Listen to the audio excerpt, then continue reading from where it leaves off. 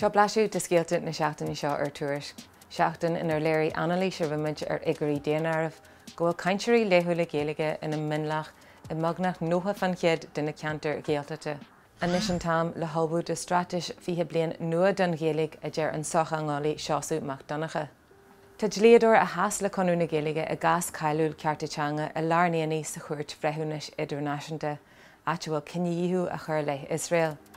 Ina písa cainte sa chuirt, a hui a bhaim go mór a ghaoine, dúirt blinne ní grálaí, gur bead muintir Gaza an chiadram Rio, a ro againn ag réalú ar fodan dóin acu de réir mar bhí sé tarlú.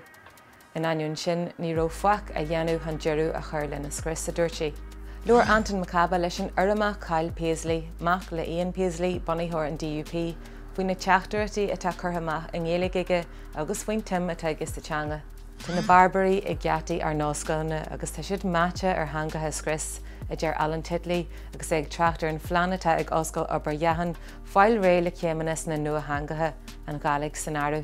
An leithreoir Gáine Seoige, an réalta TikTok Killy Trap agus an leithreoir radio Andrew Tuairisc a bheits in an ambassadóí de Seachtain na Gaeilge am léana.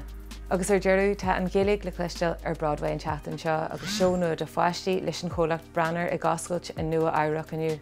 Master go bheith seo an chiad uair ar tharla a leithéid, mai hiad, agus tá chaill ar Tuairisc.